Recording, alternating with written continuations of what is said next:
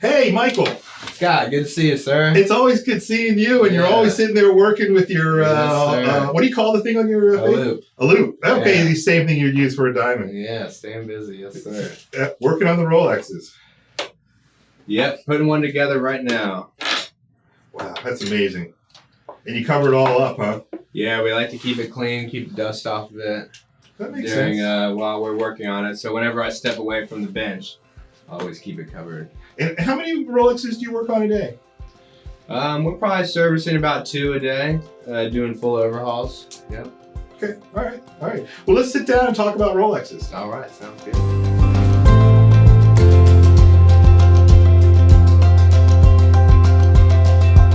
Hey everybody, Scott Grant. I'm here at Underwood's Jewelers with one of the leading experts on Rolexes in our area, Michael Dudley. Thanks for being with us. Hey, good to be here, yes, sir. So what is it about Rolexes, man? What is it that makes them so popular?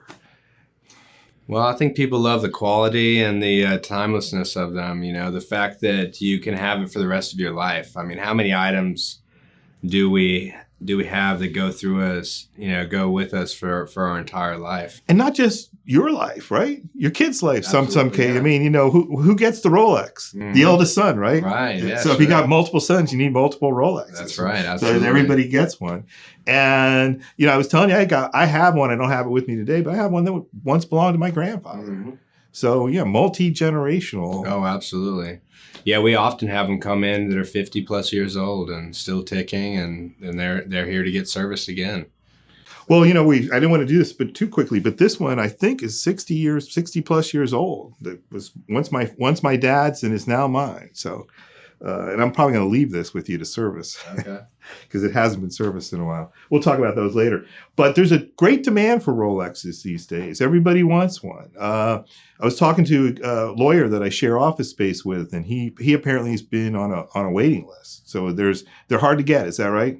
Yes. Yeah. Unfortunately, we've had some people. It depends on the model, but some people wait 6 months longer for the watch they desire. It's just everyone wants one these days. So. And there are people who are hoarding them. Is that fair? Well, I'd say we got collectors in the industry, which we've had for a long time. Collectors have always been a big part of watchmaking in general, and so maybe we have more collectors today, perhaps. Okay. But I think there's always been people who've interested in having more than one piece. Honestly, a lot of my customers have more than one piece. Yeah, you got a bunch of watches back here. Yeah, this is just a little of what I've been working on the past 2 weeks. I feel like I'm in a candy store right now. Sure, yeah. Just looking at the watches. I want one of each, basically. Right. So these have been refinished, and they're getting ready to be reassembled with new gaskets and all new parts. And once we reassemble the cases, we'll water test them and pressure test them to make sure that no moisture is getting in. And they are waterproof, and they are pressure proof. Yeah, they call them waterproof. They go some of them up to 300 meters underwater. And a few actually go even deeper than that. They have the sea dweller and stuff. Well, and it's funny. We talked about that article that is coming out in the Recorder next month that I write about Rolexes, and Edmund Hillary and Norgay Tenzing take a Rolex to the top of Mount Everest. Yeah. Probably the first people to take, probably not the last, I would imagine. Is there a pressure issue at altitude as well? So we test them as if they're going into outer space, and we test them as if they're going into underwater as well. So we test them to both extremes. Well, that's pretty interesting. Yes, right here in the shop. Everyone gets tested. So let's go back to the collectors, the demand. There's flippers out there as well, right? There are flippers, yes, yeah. Can you tell me a little bit about that? I mean, you hooked me up with a website, and I've been seeing these ads from people trying to sell these things. Well, I think there's speculators out there, just like in any market. And we have house flippers, we have people who flip sneakers these days, people who flip art. People who buy and sell, posters, limited edition posters. So I think you have these speculators. They're becoming quite savvy because of the internet, I think, and they're figuring out every product that you can buy for less than they're worth. And so So Rolex tends to be one of those items. And what you're saying is, if I could go into a store these days and buy a Rolex and pay full price, that I'm buying it for less than it's worth. I kind of like that image. Yeah, that's been the trend here lately. And it's not with 100% of the watches, but there's a good portion of the watches, as soon as you walk out the door, they're worth more money than you just paid for it. And John Rutkowski, who's the manager here, was telling me that you guys don't want to be selling watches to flippers. Is that right? Yeah, I mean, it's a goal of Rolex and Underwoods that we want the watch to go to someone who's going to wear it and enjoy it. You know, flippers typically are not loyal to the brand. They're not loyal to Underwoods, and they don't even wear the watches. They put them in a safe and they sell them. Some sell them immediately. Some wait 6 months. But yeah, Underwoods and Rolex wants them to go on the people's wrist and be enjoyed and worn. That's the intent. Well, there's a lot of speculation going on out there, as you pointed out, and you can see this in a variety of areas. Houses, you mentioned. I would argue cryptocurrencies, another area of just rampant speculation. But the good thing is, if you buy a Rolex, I mean, it's got value. I tend to think cryptocurrencies don't, but other people may differ. And the shoes, I didn't even think about the shoes till you said it. But yeah, the sneaker market has been wild. Yeah, crazy. Full of speculators, though, I would argue. It could be. I mean, I walked into a store to buy some things for my son's shoes that would keep them from creasing. Oh, sure, yeah. Yeah, the creasing. And the kid selling it to me said his sneakers were $1,000 sneakers, and that those weren't even that expensive. Wow. But we're not here to talk about sneakers. We're here to talk about the King. Talk a little bit about repairs. How long does a repair typically take? Well, we'd like to be able to get them out to our customers in 3 to 4 weeks from the time of drop-off would be our goal. The reason it takes that long is, there's a week of timing analysis that takes place after the watch has been completed. Timing analysis, just to make sure it's running? That's right. So we do a quick timing on this machine right here behind me. But then, that just takes a snapshot, if you will. We want to create a video of the accuracy of the watch over a period of time, which is a week in this case. So you actually time it for a week to see if it's we monitor the timekeeping of it. So every watch is going to drift in time by a few seconds a day. They'll either lose a few seconds or gain a few seconds. So we want to see how that performs over the course of a week. And that will give us a better idea that it's going to perform as expected over the course of the next 2 to 10 years. We have a 2-year warranty. We give every watch that comes out of this shop a 2-year international warranty. So if you're in France and your watch breaks, you can take it to an authorized dealer in France with that warranty card, and they will get it repaired for you, no charge, assuming that you haven't damaged it yourself, that sort of thing. Yeah, no, the thing that I always remember was I had one as a kid I used to crack. It was my grandfather's originally, and he gave it to me when I was 12. He used to crack the crystal. Oh, sure, yeah. Yeah, and then my mother would get mad at me, really, really bad, because I cracked another crystal. Apparently, they weren't cheap. Yeah, unfortunately, that's still a thing. It still happens. Does it? Yeah. I haven't cracked a crystal in a long time, since I was a teenager, but I did when I was a little kid. I probably shouldn't have been running around 7th and 8th grade with that watch. But I liked it. Yeah, that was quite a watch for 8th grade. Yeah, it was. So the back to the speculation, you see the people are not happy about this, right? The people in the watch community don't like these flippers. Is that fair? Well, it's, as I see it, it's like a new community of people who've moved in. There's been that solid core group of people who are watch enthusiasts for decades, Sure, me.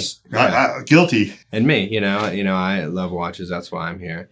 But, those people have been there even when we weren't in this crazy environment.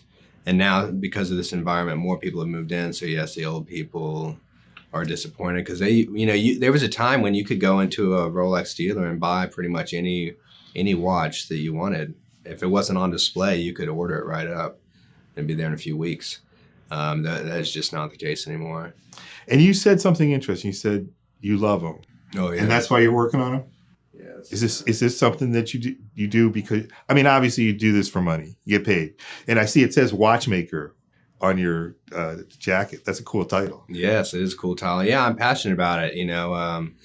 It's I used to sell watches in the Caribbean, and I stopped selling them because I fell in love with the mechanical movement and the engineering behind them, and I wanted to learn how to take them apart.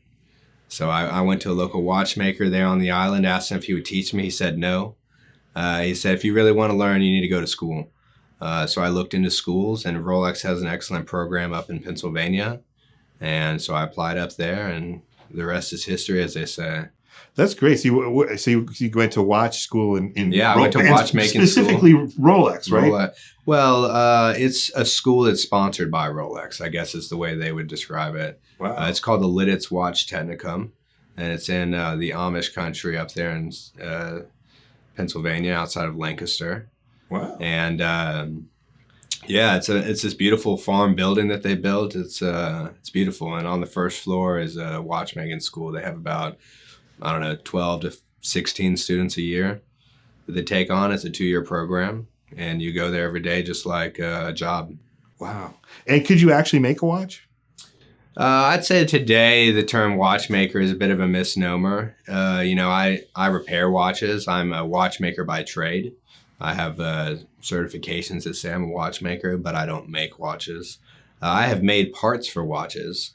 Oh, yeah. Yeah, but to make the full watch would be quite the task, and it would take quite the amount of time as well. So we were talking beforehand, and I was talking a little bit about when I did mention Hillary and Tenzing. One of the stories that fascinated me, I was working on an article for the Recorder, and I talk about Rolexes. In fact, the article is about Rolexes. I think I called it the iconography of Rolexes.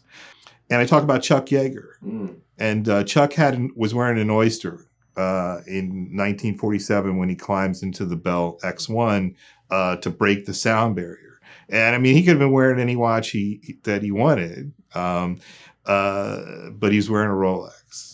And this is one of those iconic events. Is breaking the sound. First guy to break the sound barrier. He was a World War II ace in the Pacific. Shot down 12 Japanese planes. And I imagine he was wearing the Rolex when he did that too. I should have researched that. Is that part of the iconic nature of the watch? Is that they've been around and famous people wore them, or is it the quality, or is it both? I guess. Yeah, I'd say it's a little of all of that. I mean, you have people in expedition fields, explorers. They chose that piece because they chose the Rolex because they were waterproof. One of the only watches 100 years ago that had a waterproof case. That's where the word oyster comes from. Oh, is it? Yeah. So oysters, keep the water out. So Hans Wilsdorf, the founder of Rolex, named it the oyster case because it kept water out. Oh, that's pretty interesting. Yeah. And so it was popular with divers then, obviously, at least. Right. So all sorts of explorers would use it. People who were sailors and navigators needed it because of the time accuracy of it. Same with navigators over land. They would use compasses and the time to help navigate them over land. And so, accurate timepiece was crucial to your exploration. Well, that's interesting. I imagine people around here still dive. And I imagine absolutely I sail, other people sail, but I just wear them, to go to work. Sure. I guess on some level I kind of feel like I am carrying that history of exploration and manliness with me on my wrist. And I am wearing 2 today. My grandfather always wore 2. Nice. It was funny. He wore them, and I think he had one set for Philadelphia time and one to London time. So that's probably, I think it's when he starts doing it. But you feel like you're carrying on that. We all can't climb Everest, although I know a couple local guys who have. We can't all dive on this French fleet that they just discovered, but you feel like you're kind of part. At least I do feel like I'm kind of part of it. Sure, there's certainly some nostalgia there for sure. But even just living through your daily life, you're exploring this world in your own way, and to have a piece that you don't have to take off. You can wear it pretty much doing whatever you want to do. I have customers, all sorts of professions, that they wear them all day, every day, and they come in pretty beat up, and we fix them and we make them like new again, and they go back out on their wrists and do it all over again. Well, I pretty much wear this one every day, all day, every day. This other one I just started wearing again, and somehow or other I'm starting to like this one. I don't know why. It's grown on me. It sat there. For a while I had one of those things that rocked it to keep it. Oh, watch winder. Yeah, whatever those are called. But I think it just sat there for a while. So, do you have any watches you want to show me? Anything here that we can look at? No, I'm wearing a Yachtmaster 2 today. I'm a big sailor as well. Wow. I sail out there on the St. Johns River. So you sail on the St. Johns? That's a beautiful watch. Yeah, so this one has a regatta timer, which is quite unusual. It actually has a countdown timer that'll go up to 10 minutes. So when racing, they have a countdown for this for the start before everyone can pass the start line. What boats do you sail?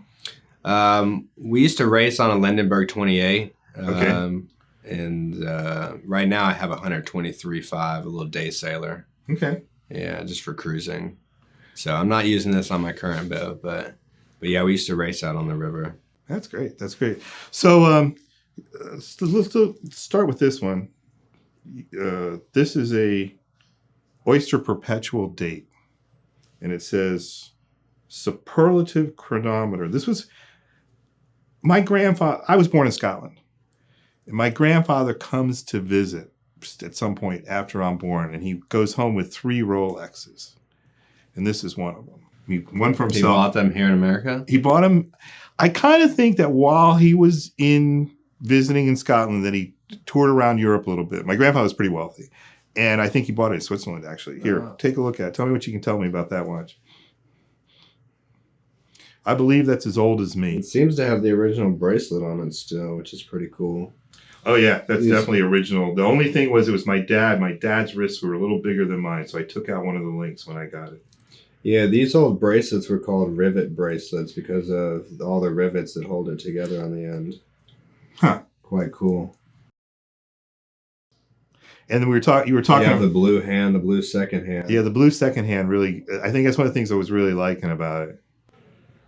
Yeah, what a beautiful piece. People love the vintage pieces because there's textures on the dials, textures on the hands that just aren't there today.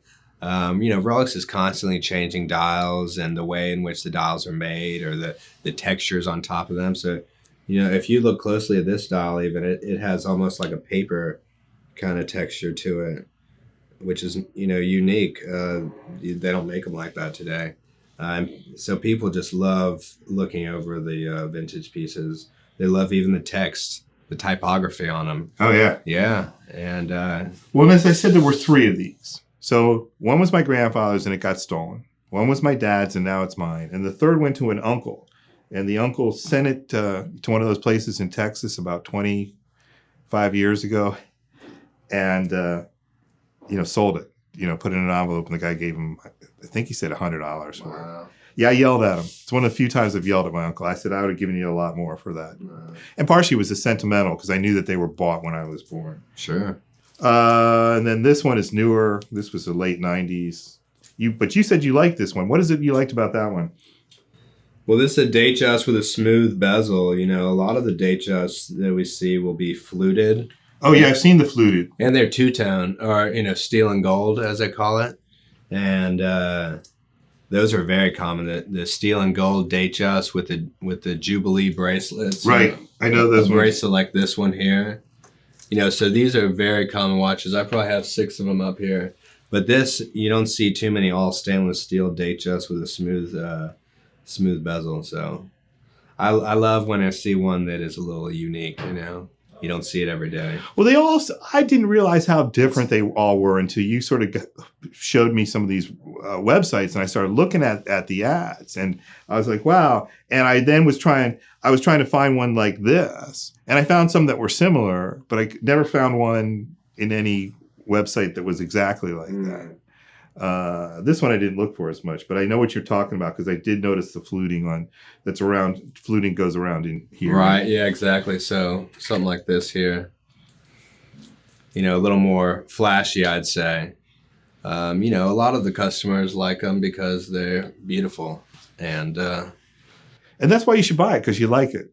That's what I always recommend. Don't buy one because you think, oh, someone on the internet says it's cool, or because my buddy likes it, or you read an article. I think you should buy it because you love that watch and you're looking forward to wearing it. And then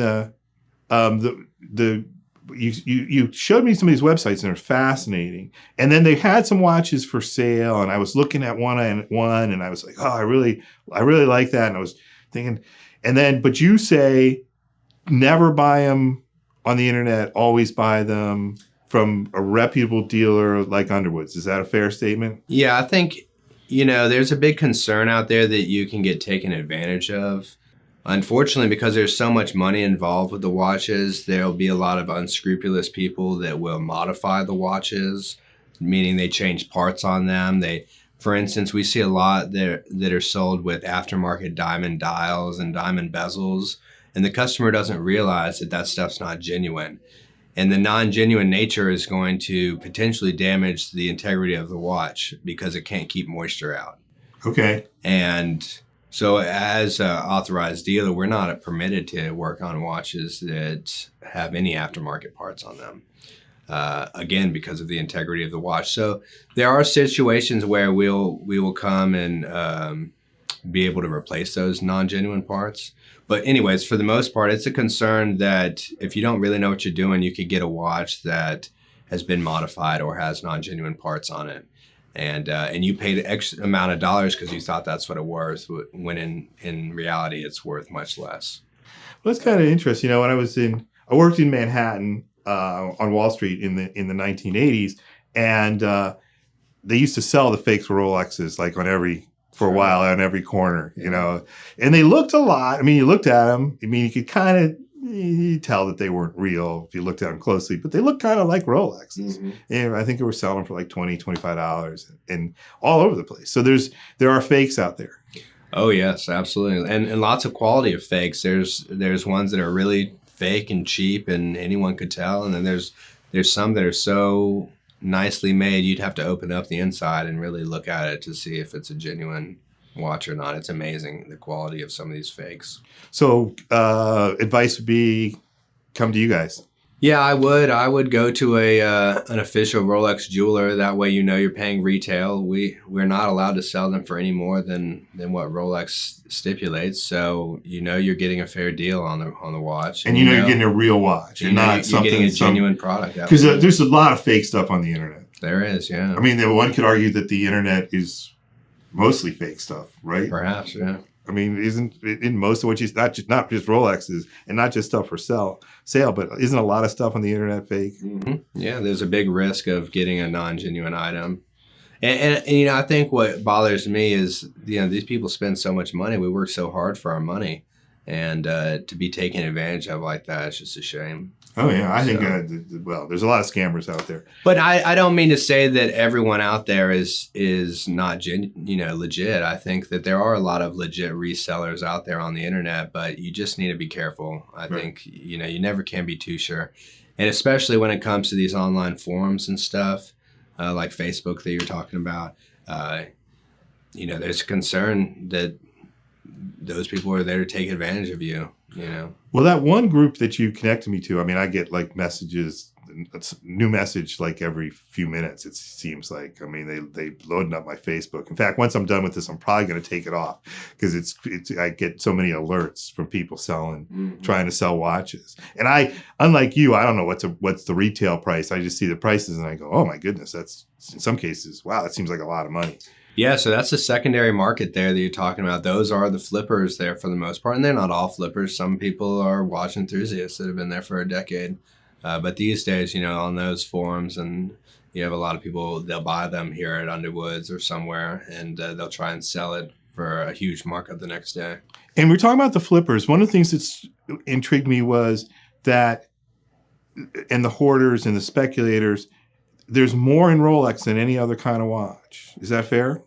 More as in like other luxury watches. I don't want to mention any brands. Yeah, there's a when it comes to the luxury Swiss brands, Rolex makes more than most brands. A lot of these other brands make very few. Okay. And Rolex has the biggest name. Rolex has brand recognition all over the world. People love it just like they love the dollar bill. Like the dollar bill. Yeah. Some might argue they're better than the dollar bill. I would argue that, yeah. The Swiss. I got my mentor, my investment mentor, is a big fan of Switzerland, and he'd probably tell you Swiss franc is a better Is that currency. right? I don't know. He's always he comes to me with Swiss ideas. So it's been really, really fun. I've enjoyed meeting you now. This is the third time, and it's been everyone. These times have been great. Anything you want to share with us that I? No, thanks for your time. I hope that if you have a watch out there and it needs service, come bring it by, and we'll be glad to take care of you guys. Oh, I would not trust my Rolexes with anyone but you. Appreciate that. Yeah. You're the man as far as I'm it's in concerned. good hands here. Oh, you're the man. Watchmaker Michael Dudley. Thanks, everybody. Hope you enjoyed the show about Rolexes and learned a little bit about what makes this watch right here so iconic.